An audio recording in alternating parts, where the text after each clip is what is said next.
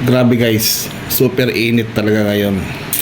Pero alam nyo ba, meron ako na-discover na pinakamaganda bukod sa makakatipid ka na at talagang makakaiwas ka sa super init, super pagod, lalo ngayon sa panahon ng super init guys. May ituturo ako sa inyo sikreto. Ngayon ko lang to na-discover, mabuti na lang nalaman ko to. Kung hindi, magtitiis pa rin talaga ako sa init yan. Ulo kahit naka-electric fan na ako guys, kanina pa is napaka-init pa rin talaga. Kaya mabuti na lang at meron talaga ako na-discover ngayong araw guys.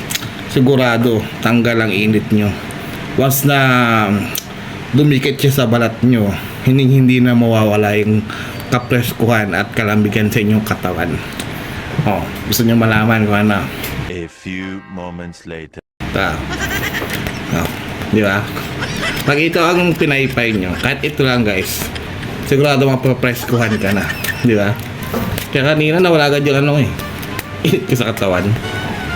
Di ba? Mas mabisa to kaysa sa ibang aircon. Wala sinabi aircon dito.